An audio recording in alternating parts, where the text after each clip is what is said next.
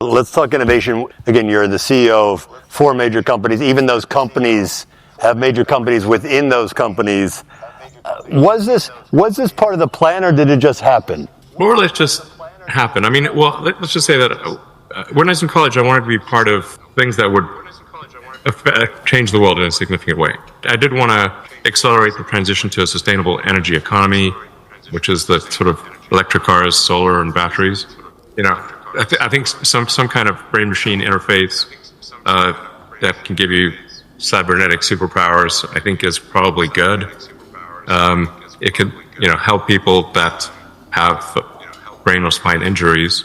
Enable people who've never spoken for years to speak again, which we've done. Give people eyesight who have lost both eyes or the optic nerve, or maybe have never even seen at all, blind from birth, by direct interface to the optical centers in the brain. You can actually restore eyesight, or give people eyesight that they've never had before, and you can enable people to walk again, which I think is profound. I mean, these are kind of Jesus level things, like let's say, like when technologies are hitting like Jesus level miracles, that's pretty good. Let's talk innovation. So, Shalom. First and foremost, I want to give all praises, honor, and glory to Yahweh, Bahasham Yahushai, Bahasham Ruach HaKodesh. Double honors to the elders and the apostles of Great Millstone, and peace and blessings to the elect. And pretty much as you just heard him say, right at this last part here, he mentioned, right, when technology hitting like Jesus level. Let me play that again. Right, Jesus level miracles. Like that's pretty good. And immediately what comes to mind is Revelation, the 13th chapter and the 14th verse, because this is, prophesied to happen anyway. And with this direct interface that he's referring to, right, to the certain part of the brain that allows for these different things, this is through their technology, which this is going to be associated with the Neuralink, all right, which is a brain implant. But it's a whole infrastructure even in itself. However, let me just read this real quick. This is Revelation chapter 13, verse 14. And he deceiveth them that dwell on the earth by the means of those miracles which he had power to do in the sight of the beast. Right. And if you're not familiar with what the beast is, we've done many videos on that. So you can watch those and get up to speed. But long story short, it's not a natural animal. Right. The beast is referring to this power structure in which is made of a conglomerate of different nations, right? Collectively known as, you have the North Atlantic Treaty Organization, which is NATO, and then the European Union, right? But when you look at the countries, and obviously America spearheading it, when you look at the regions of the earth that are sort of considered first world countries that are not referring to like Russia and China, for example, but more so what's considered the West. They're spearheading a lot of the things that are happening in this world, especially in this direction here of what we just witnessed, right? What we just watched. So interestingly enough, it mentions that he deceived them, okay, saying to them that dwell on the earth that they should make an image to the beast which had the wound by a sword and did live. And the reason that I'm harping on that deception part is we're in a world where, up until this point, when you heard about somebody who was blind being able to see again, or somebody who was deaf being able to hear again, or somebody who was lame being able to walk, these were miracles. And even in the video, he compared it. Who did he say? He didn't mention anybody else, but as he said, Jesus, right, or the Messiah. Because that is what comes to mind. Miracles. When you hear miracles, you think of biblical things. You think of, the times of the ancient world, particularly in the scriptures. But now they are pushing this idea that this isn't exclusive, right, to divine intervention. It's not exclusive to the Most High.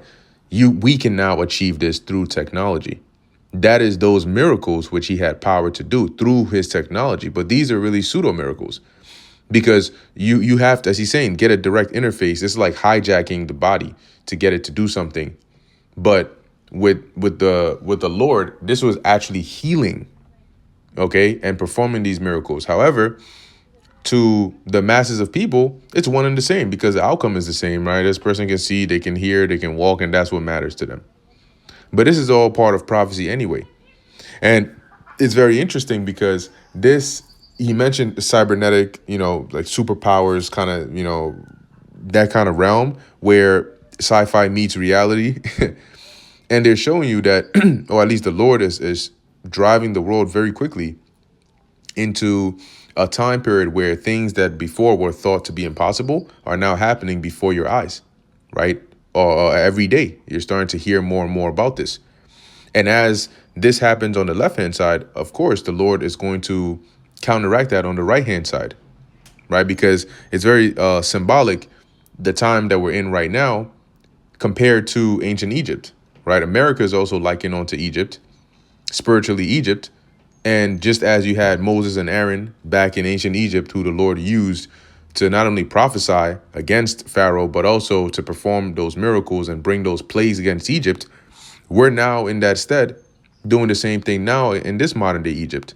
And the Lord is going to escalate it to that level because just like you had in ancient Egypt, you had magi's, which were able to actually perform, certain spiritual acts using left-handed power. But what was the outcome? It wasn't just the fact that they were able to do it. It was the fact that they couldn't match the level of the right hand, the Most High's power on the right-hand side.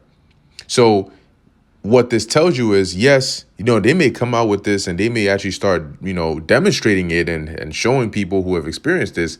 But with the Lord, the right hand always triumphs. And what the Lord is going to do is going to far surpass that. Okay, it's going to be far beyond just, being able to give somebody their eyesight back and so on and so forth. It's going to exceed that. So the Lord can magnify his name and his power and show that, look, you are in infinity years too late, right? Your hands are too short to box with God. It doesn't matter what you do. You're just now trying to catch up to miracles that the Lord was performing over 2,000 years ago with your technology that he gave you. So you're still in no match compared to the Lord. And he's going to do that. But just like he did in ancient Egypt, just like even it's written in Romans, the 9th chapter, for this same purpose have I raised thee up, right? That the Lord might be magnified. So he's having them, come up with this and wow, they can do this now. And AI is advancing very quickly. And like, wow, this is crazy. Like we're entering into a space that was inconceivable, in times past. But now you can do it. And that's what it looks like. But that's the Lord raising them up so that he may be magnified and glorified when he brings them down. Okay, so now let's move on. I have a couple of other headlines here which are of importance.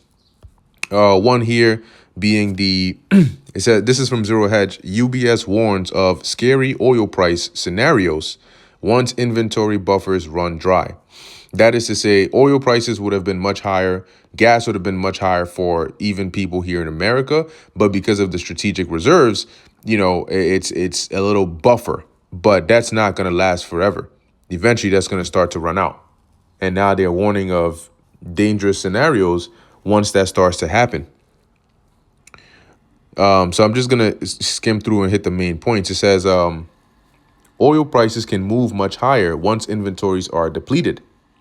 He continued, this week saw the largest ever drawdown in U.S. oil inventories since records began in 1982. And that's not a good sign. Commercial inventories and the SPR combined fell by 17.8 MB. I think that's might be some form of measurement for barrels, maybe million. These stock draws help explain why, despite nearly 3 months of supply shortfalls from the Middle East, oil is still trading only around $105 a barrel. But once again, this is a temporary resort. Oil prices and volumes are linked by the price elasticity of demand. A simple relationship allows us to approximate price outcomes under different supply disruptions and degrees of demand destruction. Now, I want to jump down here to some of the numbers that they were mentioning here Right. It says at $105 a barrel, this implies demand elasticity of roughly minus 0.2. A 1% increase in prices reduces demand by 0.2. Yeah, because when prices are higher, fewer people buy. That's demand destruction. Without SPR releases, right, the strategic reserves, the supply shock would be closer to 12%, implying a price nearer $123 a barrel, which is a huge jump. So it's letting you know just how much of a buffer this is that is there now because of the release of these reserves, the oil in these reserves. See what else we have on here. Right. It says, for instance, if the global supply shortfall were 14%, then even with the current demand elasticity, oil should be trading closer to $140 a barrel. If the demand elasticity was 0.15 rather than 0.2, the implied oil price would be $208 a barrel. And if the demand elasticity was 0.1, prices would approach $372 a barrel. And once again, it's going into different scenarios where, one, the reserves don't even matter anymore, or two, once they run out, it starts to get more and more difficult. Look at what's going on in other countries. They don't have this kind of reserves that the U.S. has. So they're really feeling the effects already. But if not, they're saying if this continues as it is, the American people are well on their way to that. And remember what is written in 2 Ezra 15. It mentions for lack of bread and great tribulation, right? That's trouble. People are going to start to wall out and perform the things that are written in 2 Ezra 15. Which leads into this next headline. Hormuz shock raises recession risk as retailers sound alarm on consumer stress. Okay, so once again, similarly, this is dealing with, similar to what we read about in the previous headline, but this is going into, once again, how the economy is already taking a hit. But there's so much going on right now that it's hard to just focus only on one thing. So the next time you come around, you come back to it and you come and take a look, it's much worse than it was the first time you took a look. Okay. It says here, oil market experts at Rapidan Energy Group warn that a prolonged closure of the Strait of Hormuz could trigger an oil shock severe enough to hit consumers hard and push the economy into a downturn on a scale approaching that of a 2008 Great Recession. So once again, the whole war, stop, ceasefire, we're getting to a deal, then we're not, then we're getting to a deal, then we're not, then this, that's dragging this out. And the longer it drags out, which is also what's also interesting about this is the longer this drags out, the closer we get to December. And the closer we get to December, that is when they had set for the whole automatic drafting and then also the changes they made to the draft to kick in. So while this is dragging on, the effects are still being felt.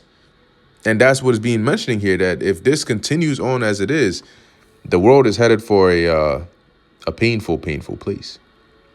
That warning was reinforced by a UBS analyst who cautioned that sharper slowdowns for working class households could emerge this summer.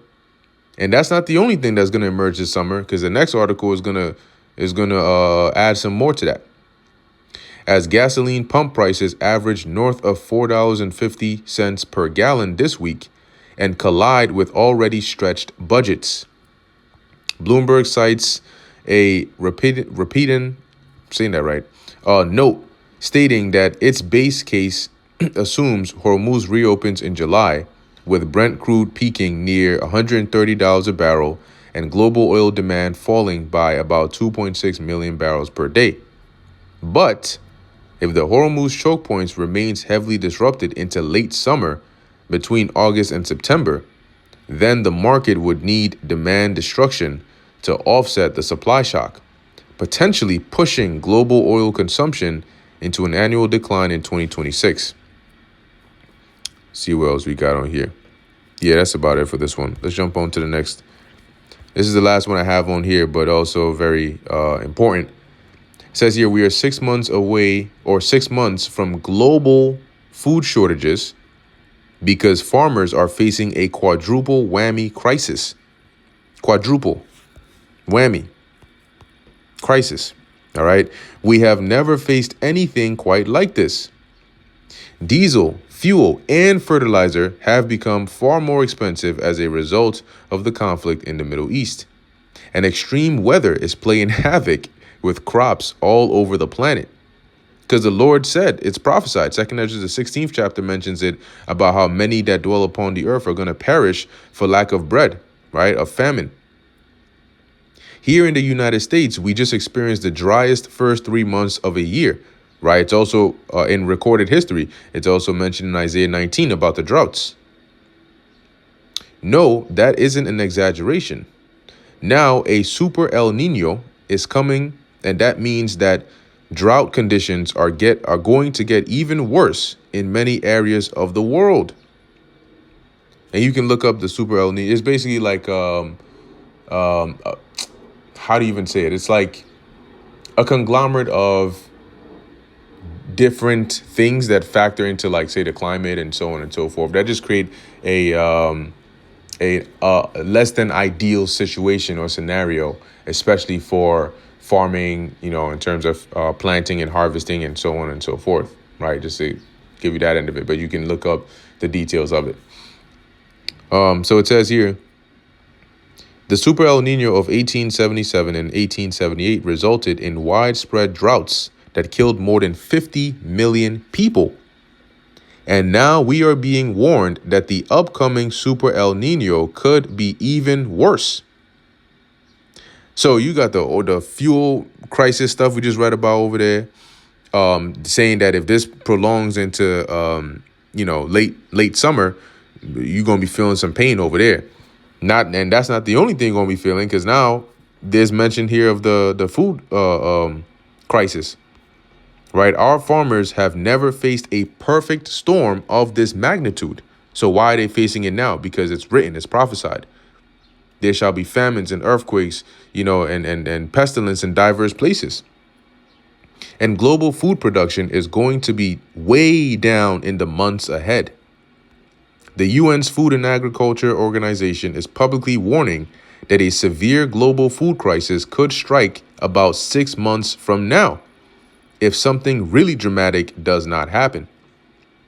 All right. And it basically goes into it how farmers couldn't, I think it says 70% of U.S. farmers couldn't afford, to buy all the fertilizer that they needed for the spring planting season.